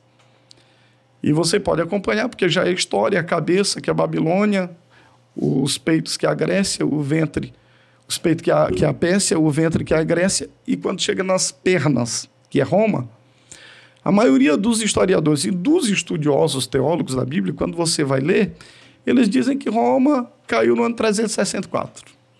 Roma caiu no ano 364, a perna ocidental do Império Romano. E a perna oriental caiu em 1453. Ora, onde que na visão tem uma perna maior do que a outra? A visão do Nabucodonosor e nem nas visões de Daniel tem uma perna maior do que a outra. Não tem. Então, quando você vai ler com atenção, o que aconteceu? 464 cai Rômulo, o último imperador. Imediatamente, o Império Carolíngio toma conta do Império Romano na parte ocidental, aliada do Papa. O Papa sagra ele. E o Império Carolíngio veio até Otto I, o Império Otomano, o Império Germano, com Otto I, veio, e aí nós chegamos no Sacro Império Romano Germano, que durou até 1917, com a queda de Guilherme, o Kaiser Guilherme II, o último imperador da Alemanha. Então, a perna ocidental durou até 1917. Em 1453, quando os turcos otomanos tomaram Constantinopla, uma sobrinha neta do último imperador foi para Veneza, para a República de Veneza. E Ivan I, chamado Ivan o Terrível da Rússia, casa com ela. E a República de Veneza deu a ele, Ivan I, o título de Tsar. Tsar, em russo, é César. Kaiser, em alemão, é César. E o Império dos Romanov durou até 1917. Em 1917, os bolcheviques assassinaram a família real. Então, do lado oriental durou até 1917, do lado ocidental durou até 1917. As pernas do Império Romano vieram até 1917. Em 1917, já tinha passado a Primeira Guerra Mundial.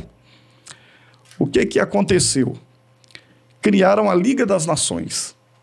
A Liga das Nações é a 7ª cabeça da besta, do capítulo 17 de Apocalipse. A Liga das Nações era uma organização para trazer a paz ao mundo. E, de repente, as principais nações do mundo, a Itália, a Rússia, a Alemanha, saem da Liga das Nações. E nós temos que encarar a Segunda Grande Guerra Mundial. Então, a Liga das Nações foi ferida de morte pela guerra, pela espada. Mas, logo após o fim da Segunda Guerra Mundial, em 1945 e 1946, a Liga das Nações ressurge na pessoa da ONU, Organização das Nações Unidas. Então, aquela cabeça ferida de morte em 1917 ressurge poderosa agora.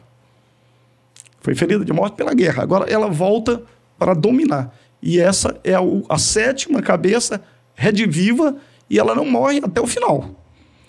Até o final. Agora, esta mesma cabeça, ela terá uma imagem. Ora, se eu afirmo que a besta do capítulo 17 de Apocalipse, na sua 7ª cabeça é a ONU, a imagem dela tem que ser um organismo parecido com ela.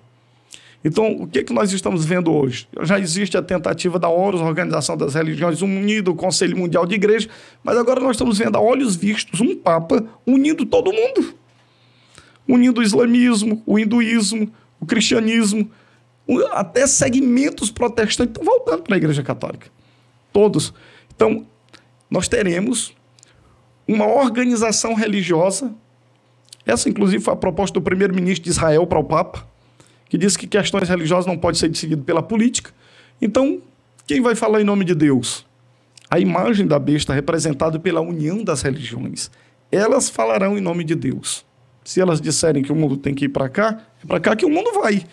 Quem discorda disso vai sofrer as consequências. Então, o líder deste movimento, ninguém tem mais dúvida, é o Papa de Roma. A encíclica do Papa Francisco foi uma reverberação do que diz todas as autoridades da ONU. Hoje, o maior pecado é o pecado ambiental. O pecado ambiental é o pecado do nosso tempo. Entendeu? Então, nós estamos entrando no mundo da deificação da natureza. Paganismo, velho paganismo. A terra está voltando a ser Gaia, está voltando a ser adorada, e o ser humano perdendo seu valor. Os países mudando suas legislações, você sofre mais se matar um cachorro do que um ser humano, se cortar uma árvore do que um ser humano. Inclusive o Ministério Público Federal quer até que não se faça mais atestado de óbito de feto. Não tem valor. Um feto humano não tem valor. Agora, se alguém chegar e disser que lhe viu matando um tatu, aí você vai preso. Eu acho interessante isso aí, Felipe, Paulo, e você que nos ouve. Inclusive essa questão que o senhor estava falando em relação ao Papa, e aqui a gente não está querendo, de maneira alguma, você que é católico, você que nos ouve, você que nos assiste pelo YouTube, atacar a religião. Nós estamos falando de história, estamos falando de fatos, coisas que podem ser comprovadas, inclusive, por você, pesquisando. Inclusive, o último tratado, que o nome dele, se eu não me engano, o senhor pode me corrigir se eu estiver errado, se chamava Fratelli Tutti, que numa tradução literal seria como se uma só família. E aí dizia, em linhas gerais, resumindo, que todos somos uma só família e que o Deus de todos é apenas um, e que não existe diferença de Deus, existe diferença de nome. Mas para aquele tratado, para aquele pronunciamento do Papa, ele colocou que todos nós somos uma só família, que é a Fratelli Tutti, e que o Deus de outras pessoas é o mesmo Deus, o seu, o meu, então não tem diferença de Deus. Isso vai contrário ao que a gente vê na Bíblia. Ele prega hoje o ecumenismo, né? Diz que o verdadeiro cristão não constrói muros, constrói pontes. Eu até gostei da resposta do Donald Trump, que ele disse que o inferno não tem muro, não, mas a cidade santa tem. A Nova Jerusalém tem muros. Deus construiu muros. Então, para mim, está muito claro. Nós estamos vivendo esse tempo, só não vê quem não quer. Está diante dos nossos olhos. Os sábios, diz a Bíblia, entenderão. Daniel 12, capítulo 12, diz isso. Eu não tenho dúvida de que nós estamos vivendo esse tempo escatológico. Eu queria mesmo viver esse tempo. Eu estou feliz por Deus me permitir nascer nesse tempo, que agora nós estamos no tempo dos dedos. Já saímos das pernas, dos pés, agora estamos no tempo dos dedos. E no tempo dos dedos, a Bíblia diz que esses 10 dedos são também 10 chifres. 3 desses chifres serão arrancados. E no lugar deles, sairá um chifre pequeno, com olhos e boca que fala grandes coisas. Coisas maravilhosas ou blasfêmia. Então, eu vou ousar aqui, eu vou me atrever a fazer a minha análise, o que eu tenho feito. No cenário mundial, tinha 3 homens contra a nova ordem mundial, que era o presidente Donald Trump, o presidente Vladimir Putin e o presidente Jair Bolsonaro. E eu, conversando com alguns amigos meus, eu dizia, se realmente forem eles 3, eles terão que ser arrancados. O Trump já foi. Ele foi arrancado porque, segundo informações, a eleição não foi muito limpa lá.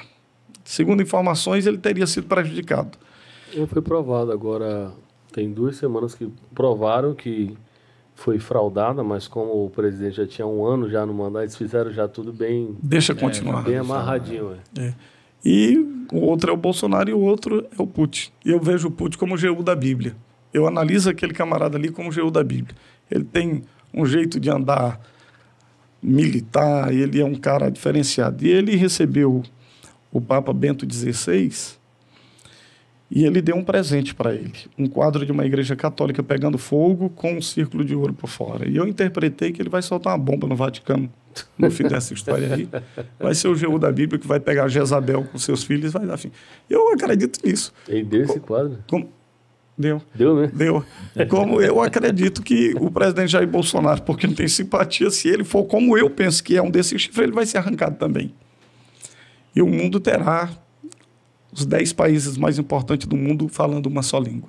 Porque Apocalipse 17 diz que Deus vai incutir na mente deles que deem à besta o poder e a autoridade que possui. Deus que vai incutir. Deixa eu só... o senhor me fez agora pensar uma coisa e eu queria lhe perguntar uma coisa. Esse governo do anticristo que está sendo preparado, a gente vê que é uma preparação, né, pastor Felipe? Sim. Me diga uma coisa, na sua análise bíblica, a gente vê que hoje o Brasil, e acho que não só o Brasil, mas a gente está falando aqui de Donald Trump, o Vladimir Putin e o próprio presidente atual do Brasil, que é o Bolsonaro. A gente vê uma polarização muito grande entre questões de políticas, questão da direita, da esquerda, e alguns que se dizem de centro, mas dizem que quem se declara do centro é mais da esquerda. Me diga uma coisa, na sua análise, vendo todo esse sistema, esse mecanismo, a esquerda, ela é favorável a esse sistema ou ela é contrária?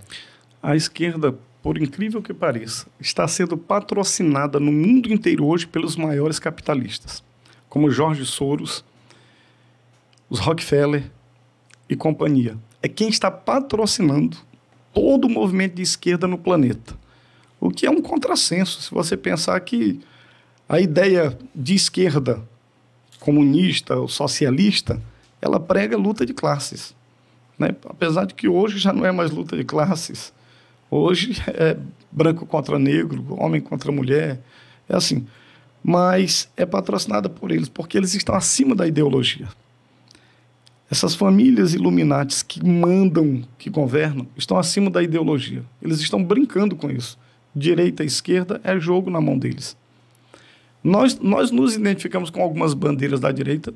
Na verdade, nós seríamos conservadores. Sim. Essa seria a nomenclatura mais apropriada para um cristão. Conservador, alguém que quer conservar aquilo que é bom esse princípio. Mas, hoje, se você for procurar alguns livros, vão dizer o nazismo era de direita, o fascismo, apesar que o nazismo era socialista. O próprio nome do partido diz lá que era Partido Socialista Alemão, mas eles dizem que era de direita. Eu não acredito que o seja. Mas nós, como cristãos, não estamos 100% atrelados a nenhuma ideologia, nem direita, nem esquerda, nem centro. Nós temos uma base, nós temos um princípio. Agora, se o candidato que nós vamos votar, ele for a favor dos nossos princípios, e temos que votar na democracia, nós não vamos votar num que é claramente contra o que nós pensamos. Eu acho que essa tem que ser a postura de qualquer cristão, enquanto nós tivermos o direito de votar. Mas levantando os olhos para os montes, sabendo que não é nem da direita nem da esquerda que vem o nosso socorro. Nosso socorro vem do Senhor que fez os céus e a terra. Show, pastor. O senhor citou várias vezes a ONU, né? E recentemente o mundo foi pego de surpresa com uma grande estátua que a ONU colocou ali. No seu ver, o que simboliza aquilo ali? O que a ONU está querendo dizer com aquela estátua que ela colocou ali? Muito irônico, porque a gente não sabe se aquele é um jaguar, não sabe se aquele é um leopardo, não sabe se aquele é um leão. Uma vespa. Uma vespa, aquilo ali é um negócio meio estranho. Agora, o que tem de curioso é que tem boca de leão e tem pés de urso. Isso é o que tem de mais curioso. E também tem duas asas. Quando você vai lá para a visão de Daniel, a primeira das 4 visões é um leão com 2 asas. Eu só não sei se aquilo é a asa de águia ou de cegônia, né? Porque lá em Zacarias, toda a abominação da terra estava sendo conduzida por uma cegônia. Eu ainda vou analisar direito se aquela asa é de águia ou de cegônia. Um significado muito sério. Sim, com certeza tem. Mas, para mim, eles estão claramente se denunciando. Estão se denunciando. Sim. Estão revelando que a ONU é exatamente o capítulo 13 do Apocalipse. O capítulo 17 do Apocalipse. A besta que vi era semelhante a um leopardo com boca de leão, patas de urso. Exatamente. E as asas que, na visão do profeta, quando interpretada, representavam velocidade. É um governo rápido. Nós estamos vivendo no mundo das telecomunicações. Um decreto feito lá é online, atinge o mundo todo, em frações de segundo. É um governo quase onipresente. Está aí pairando sobre a humanidade, com garras de leão. Garras de urso e dentes de leão. O interessante é o seguinte, todo mundo que está assistindo a gente, você vai ver muita informação, estou com a cabeça aqui fervendo, porque quem não estuda, quem não conhece escatologia vai ter uma certa dificuldade com o que o pastor Dilson está falando, carinhosamente a gente... Pastor Felipe, só para ficar claro para quem nos escuta e para quem nos assiste, o que significa a palavra escatologia?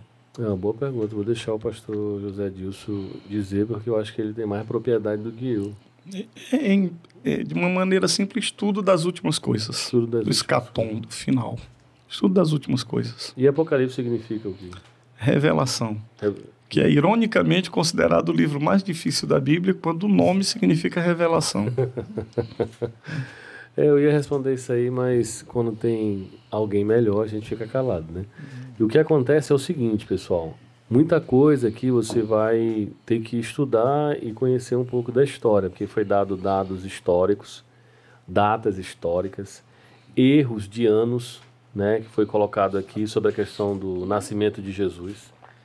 E uma das coisas que é pregado demais na igreja pentecostal, que a igreja não vai passar pela tribulação, que eu acho que naquele livro Dispensionalismo, eu não sei o nome correto, estava lendo ele, que a Margaret MacDonald ela teve uma influência muito grande em incutir essa questão do pré-tribulacionismo na igreja, para que a igreja não passasse, essa data é 1830, até 1830 a igreja, todo mundo estava ciente que ia passar pela tribulação. Mas aqui o que o mestre falou é tão sério que teve todo um esquema de lançar os escritos para fulano, que foi para ciclano, que apareceu na igreja católica, que aperfeiçoou aquilo ali, e aí vem alguém e começa a pregar sobre isso, e é o que a gente ouve muito, e que ele falou sobre a questão do arrebatamento secreto, de não existir, o arrebatamento secreto, ser tudo num evento só, porque o que a gente aprende? Você que está vendo a gente aí, a gente aprende que Jesus vai arrebatar a sua igreja, vamos estar na boda do Cordeiro, e aí na boda do Cordeiro vai se ouvir Israel clamando, aí a gente vem e desce para lutar com o anticristo no Armagedon. Passamos mais de 30 anos ouvindo isso. E uma coisa interessante é que as pessoas se perguntam, então, por que a maioria das igrejas é pré-tribulacionista? Até o final do século XVIII, todas as igrejas escolhiam seus pastores de institutos. Eles vinham de institutos. O Scofield foi o primeiro, ele não foi tradutor, o primeiro comentarista a colocar notas de rodapé no texto bíblico. Então, a Bíblia de Scofield se popularizou, foi para os seminários, e lá nas notas de rodapé, o pregador ele não dizia Amós capítulo 7, ele dizia a página 1114. Aí, quando abria na página 1114, nota de rodapé, a explicação dele. Não, mas está na Bíblia, a explicação está aqui. Acabou. Qualquer leigo pegava a Bíblia e começou a repetir o que tinha escrito o senhor Scofield. E isso fez com que qualquer leigo se sentisse um teólogo, porque ele estava lendo nas notas de rodapé uma explicação da Bíblia, invadiu todas as denominações, não pegaram mais seus obreiros de instituto, basta ir para um seminário dispensacionalista, já está preparado e vai pregar. Isso popularizou. O nome do livro é Teologia da Dispensação e a Real História. Dispensacionalismo, né? Se você puder ler esse livro, o que o mestre disso falou muito sobre esse livro, que é um livro que eu estou terminando de ler aqui, ele, e realmente, você quando estuda a igreja, quando ela estudava a palavra, não engolia qualquer coisa. Se você não sabe, o pastor José Dilson, ele é pastor presidente, né, pastor, da igreja bereana. Os bereanos eram aqueles caras mesmo chatinhos com as escrituras, que analisavam tudo, né? E o que a gente está vendo aqui é uma análise bem profunda, que você vai ter que parar a ouvir, você vai ter que pegar a Bíblia, vai ter que dar uma estudada, porque o assunto aqui é jabá purinho junto com panelada. Bastante, né? Porque, gente, pessoas, quando você não conhece, quando você não tem informação, você é fácil de ser manipulado, tá? Com todo respeito aos líderes que pregam sobre pré-tribulacionismo, todo mundo a gente respeita, mas quando você se dedica, eu estava vendo eu não me esqueci o nome do rapaz, ele é Spurgeon. Você é um pré-tribulacionista até você começar a estudar as escrituras. Quando você começa a estudar as escrituras, você começa a entender, eu vou passar pelo vale. Eu queria assim, até deixar registrado aqui, que há um tempo atrás, não sei quantos anos, eu tinha essa visão, né? Acho que por ser ainda muito novo na fé, como o pastor Felipe estava falando, às vezes falta a gente se aprofundar, realmente ler as escrituras e entender o seguinte, tá, ok, os apóstolos que passaram por tudo aquilo, sofreram, tiveram suas vidas vamos dizer assim, ceifadas por aqueles que perseguiam o evangelho, eles fizeram muito mais coisas do que hoje a igreja faz. Hoje a igreja está muito light, a igreja está muito querendo agradar todo mundo.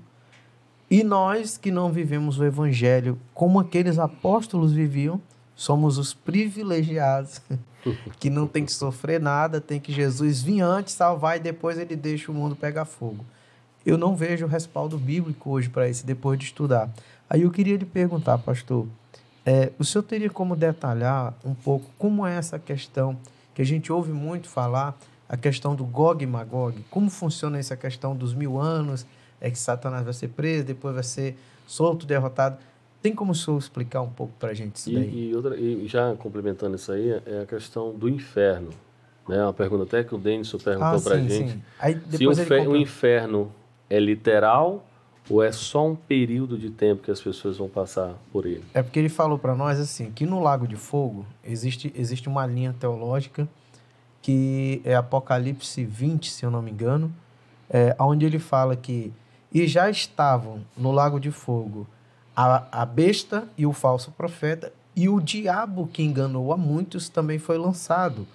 E depois ele diz que a morte e o Hades também foram lançados ali, e acho que é o versículo 14, se eu não me engano, não me falha a memória, e diz assim, e a todos quanto não foram inscritos no livro da vida, foram lançados também no Lago de Fogo. E o que era a questão? Que ele fala nesse momento em que é dito que a besta e o falso profeta e o diabo foram lançados, eles foram atormentados por séculos e séculos. Então, assim, o que ele falou? Aquelas pessoas que o Apocalipse fala que serão lançados nos lagos de fogo, eles serão aniquilados ou eles terão um sofrimento eterno? Como que é a sua visão disso? Primeiramente, falando um pouco sobre Gog e Magog e depois sobre essa questão do Lago de Fogo. Nós temos no livro do profeta Ezequiel, capítulo 38, se não me falha a memória, a profecia de Gog, que vem da terra de Magog, príncipe de Meseque e Tubal, e ele, no fim dos dias, diz o profeta Ezequiel, Deus diz, eu te trarei a terra que habita sem muralhas, um povo que agora está tranquilo, vou colocar anzóis no teu nariz, nos teus narizes e vou te trazer para essa terra. O nosso entendimento é que esse Gog aqui é o anticristo. E ele será trazido por Deus à terra de Israel, para que ali ele seja destruído. Ele com as suas tropas, com os seus povos.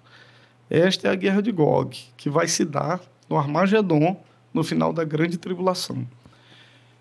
Os mortos desta guerra, durante 7 meses, diz o profeta, que Israel vai estar sepultando corpos durante 7 meses. Tão grande vai ser a carnificina que vai acontecer ali. Na linguagem hiperbólica do profeta Zacarias, o sangue chegaria ao freio dos cavalos, né? Uma linguagem bem exagerada. Tamanho morte, sim. Nós temos, em Apocalipse, no final do livro do Apocalipse, que depois dos 1000 anos Satanás será solto, e ele sairá por todo o mundo e reunirá Gog e Magog. Todos os habitantes da terra que estiverem vivos no final do milênio, Satanás sai para seduzi-los, para se levantar na última rebelião contra o governo de Cristo. Só que desta feita não vai ter guerra. Vai cair fogo do céu e vai destruí-los. Só isso que vai acontecer. Então nós temos Gog, representado pelo anticristo e suas tropas antes da vinda de Jesus, e temos Gog e Magog no final do milênio, o próprio Satanás liderando os que estão descontentes com o governo de Cristo. É assim que eu vejo. Com respeito ao inferno, o inferno e o paraíso são lugares intermediários, porque Deus não criou o homem espírito desencarnado. Nem os santos que estão no paraíso estão perfeitos, nem os que estão no inferno, que é o Hades, no grego, estão completamente sofrendo. Não. Ambos são lugares intermediários. A Bíblia usa a linguagem de que quem está no paraíso descansa com Cristo. Já está assegurado sua salvação. Mas todo homem que está no paraíso está desejando voltar e ter corpos. Tem ninguém perfeito lá. O homem não foi criado para ser espírito desencarnado. O homem foi criado espírito, alma e corpo. Ele só estará perfeito com o corpo da ressurreição. Paulo mesmo disse que ele estava ansioso não para ser despido deste tabernáculo, mas revestido do novo. Então eu vou fazer uma analogia. O inferno, que é o Hades, é a cadeia pública, para onde vai aqueles que cometem delito e ainda não foram julgados. E o lago de fogo é a penitenciária, para onde vai os que foram julgados e condenados. Eu sei que não existe nada melhor para a mente humana, o desejo humano, do que o aniquilacionismo. Seria a melhor coisa para o ímpio, depois de 1 milhão de anos, ele deixar de existir. Não tinha coisa melhor do que isso.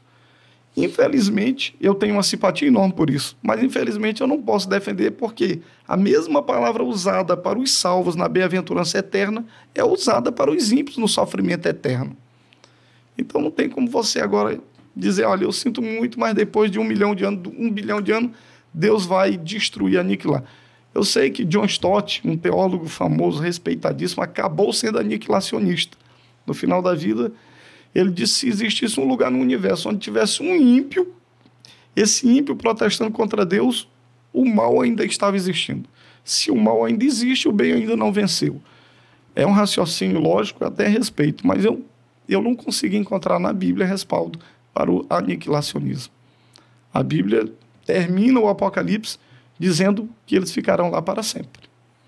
Eu não vejo como não ser assim. Agora, é claro que aí nós estamos falando de uma linguagem que nós ainda não conhecemos, né? Porque nós conhecemos este corpo físico e sabemos o que dói nele. Num outro corpo de ressurreição, hoje a psicologia mostra que muitas vezes a dor psíquica dói mais do que a dor física. Muito mais. Então perguntaram para o pastor Richard Humbro, que era um pastor romeno, luterano, um ateu perguntou a ele, pastor Richard, o senhor poderia me dizer o que é a perdição eterna? O que é ir para sempre para a perdição eterna? O lago de fogo. Ele disse, eu vou lhe dizer. Imagine que você vai ter durante 1 hora a oportunidade de ver o ser mais glorioso, mais perfeito, mais maravilhoso do universo. E você vai durante 1 hora gozar daquela presença e depois você vai ser banido daquela presença por toda a eternidade. Nunca mais lhe será permitido ver. Isto é o inferno. Isto é a perdição eterna. Você nunca mais vai ter acesso àquilo. Enquanto que os salvos bem-aventurados terão isso para toda a eternidade. Achei muito bonito e acho que é por aí. E isso é tão sério que às vezes as pessoas brincam com isso, né? Pessoal, é isso aí. A gente está aprendendo muito hoje, né? E falar para as pessoas que observem com seriedade as escrituras e prestem atenção nesses detalhes, que é muita coisa para absorver, né? Eu, pelo menos, aprendi bastante hoje. Com certeza. E a gente fica muito feliz porque o nosso podcast, pastor, ele é um espaço democrático.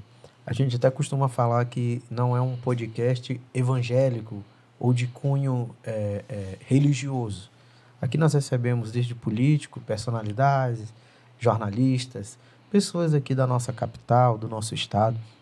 Mas o espaço para a exposição bíblica, para a explanação do Evangelho é sempre de porta aberta, porque faz parte da nossa conduta, faz parte daquilo que nós acreditamos e também nós cremos muito na questão de que quanto mais informação, quanto mais conteúdo de qualidade, que tenha fidelidade, porque a gente também não quer propagar fake news, né?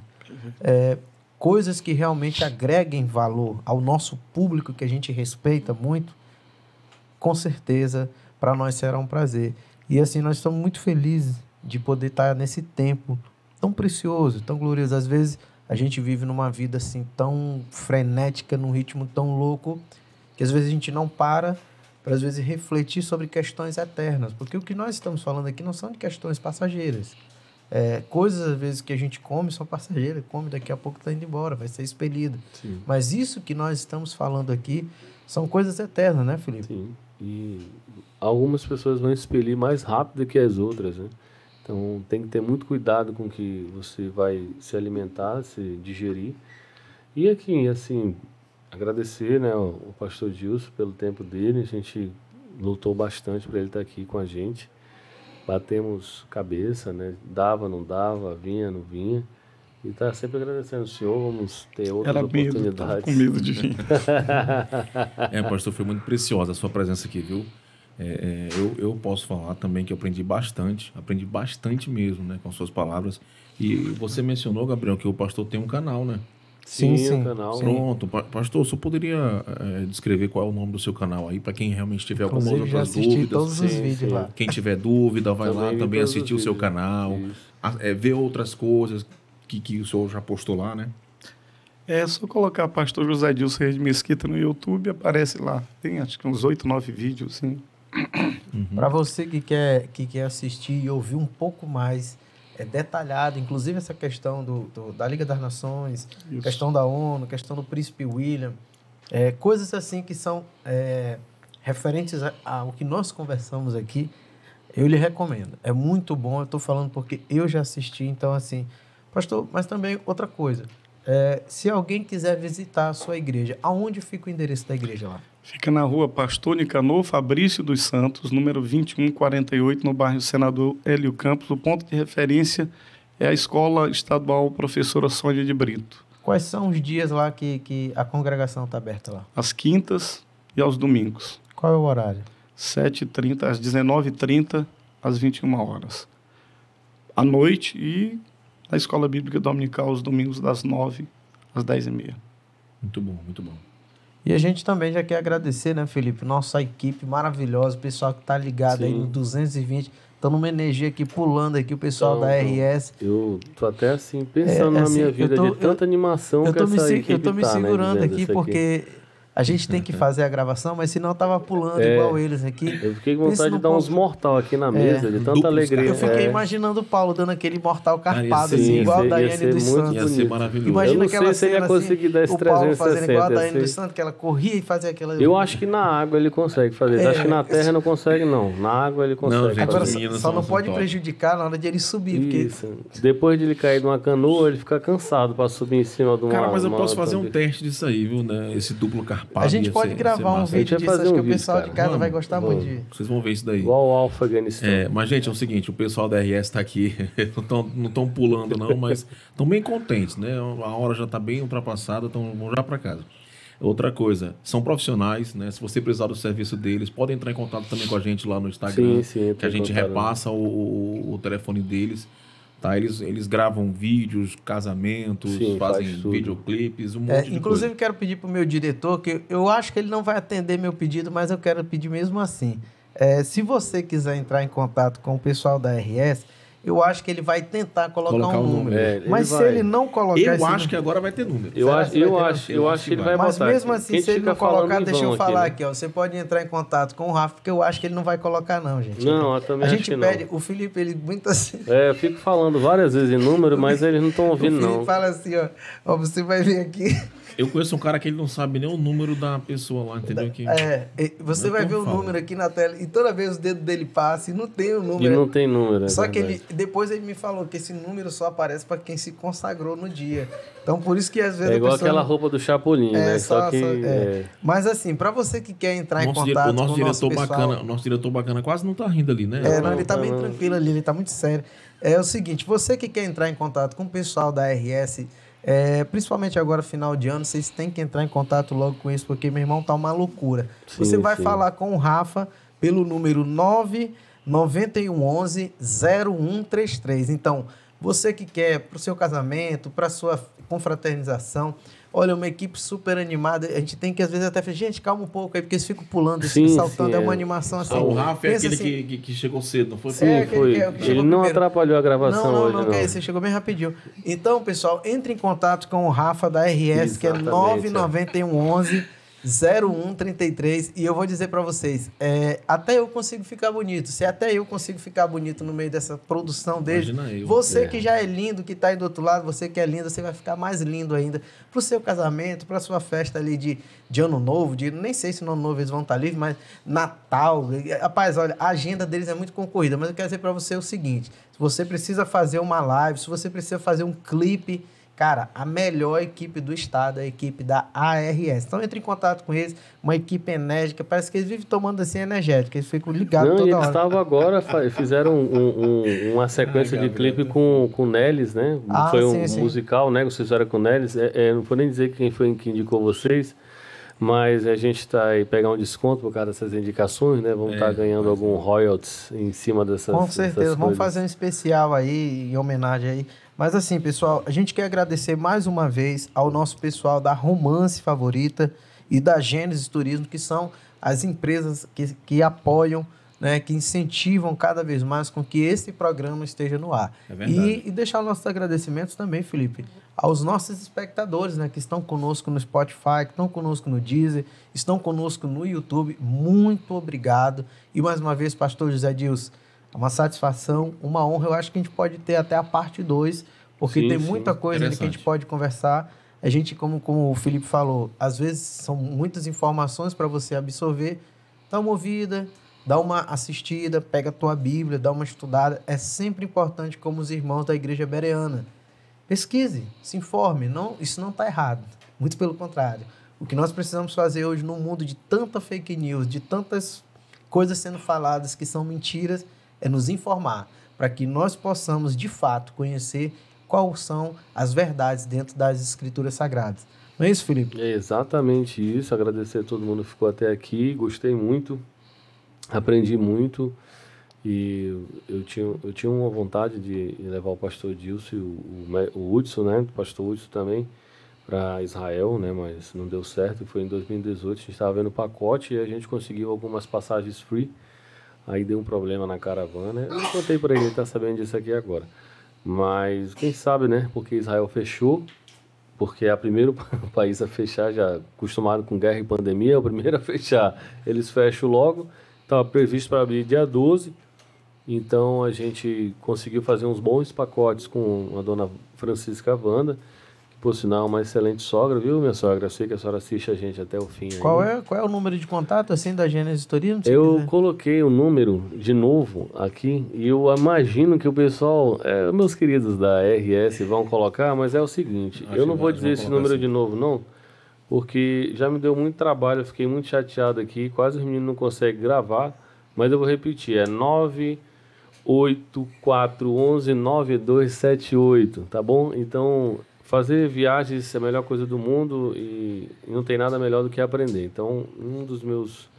Eu tenho poucos sonhos, assim, não sou muito da sonho, não, mas eu queria muito estar ali no Rio Jordão e ouvir o pastor José Dilson ministrando em Israel. Seria muito maravilhoso. Legal. Eu sei que não é um sonho que ele tem, que nem o pastor quer conhecer Israel, mas eu sei que eu realizo esse sonho para ele, levo ele assim na força, né? Eu vou levar forçado mesmo assim. Eu acho que de lá, inclusive depois de Jerusalém, a gente poderia estar junto, inclusive com essa equipe maravilhosa. Eu já estou aqui sonhando muito alto. Já que é pra gente sonhar, bora sonhar alto. É mesma dificuldade de sonhar baixo. Pra que tu vai ficar sonhando baixo, tu pode sonhar alto. Exatamente, então eu já estou sonhando, a gente rodando aqui, percorrendo a Europa, conhecendo essa torre pessoalmente. E de lá eu fiquei imaginando o Paulo nadando em Dubai. Então, assim, toda essa equipe reunida... Eu acho que vocês da produção vão concordar comigo. O Gabriel, não sei se vocês estão prestando atenção, o Gabriel tá falando igualzinho o tempo todo aquele camarada daqui, né? Vocês estão prestando atenção? Até na fala normal dele tá ficando igualzinho. Não é verdade? Tem uma coisa em Israel interessante, que é o Mar Morto. E no Mar Morto, se a gente jogar o Paulão, ele não afunda, não. Fica flutuando. Qualquer pessoa que jogar lá, ele flutua. Que é 7 vezes mais forte. O pastor José Dilson gostou. Pode botar uma tonelada. Qualquer navio de ferro fica em cima. Pastor, são dias de tribulação que já estão se acabando, entendeu? A gente já começou um processo. É uma experiência que eu tive no Mar Morto que eu fiquei invocado. Porque eu pulei, rapaz, não afunda. Não afunda. Você pode... Qualquer peso, mesmo? Não afunda. Você pode jogar, você flutua, pode ir lá no meio, não afunda. Se eu for lá, filho, eu fiquei imaginando o Paulo. Eu vou subir em cima de ti, a gente pula junto pra te não afunda. Imaginando o Paulo e outro rapaz, assim, o pessoal que fala que é meio tipo, parece uma bolota, que é incendiado assim. Pulando abraçado, deve ser muito bonita essa cena. Fica até, rapaz, bora. Como é que é? Rolo compressor. Pessoal, agradecer a vocês, obrigado. Esse aqui foi mais um podcast 008 com o pastor José Dilson. Agradecer Paulo Braga, Gabriel, pastor José Dilson, Deus abençoe grandemente. E é isso aí, pessoal, tamo junto, misturado. E Jesus tem sido bom nesse tempo, viu? Deus abençoe você, sua casa. Obrigado, RS. Obrigado às mulheres que estão dormindo lá em cima ali, né? Que é uma casa, as pessoas dormem. Deixar um agradecimento especial aqui também, Felipe. Mandar um agradecimento muito especial ao pessoal da Roraima Energia, que o Felipe está muito feliz. Que tem uma iluminação Roraima assim, bem Energia. legal. Né? Obrigado, viu? E os caras queriam ligar 1 hora antes para aquecer. Tá igual o cubo valvulado. Você que nunca vi isso. É cubo de gente, guitarra. É porque é o seguinte, tem uma lâmpada aqui que cada 1 minuto é R$10 que vem na conta do E ela dono da esquenta que só uma O Felipe beleza. está muito feliz, que já estão mais de E uma hora. faz meia hora que aqui. eu quero acabar o programa e ninguém quer acabar. Não se esqueçam, sigam nossas redes sociais, @podcast Solta Língua no Instagram, siga-nos no Spotify, no Deezer, Isso. né? Ouçam nossos Se inscreve episódios. no nosso canal do YouTube. E as mulheres estão ligando. A mulher do Paulo, a mulher do pastor, tá todo mundo ligando, viu, pessoal? Vamos terminar aqui, que o negócio já tá ficando complicado. Tamo junto, um abraço. Esse foi nosso episódio 008 com o pastor José Dilson. Tamo junto.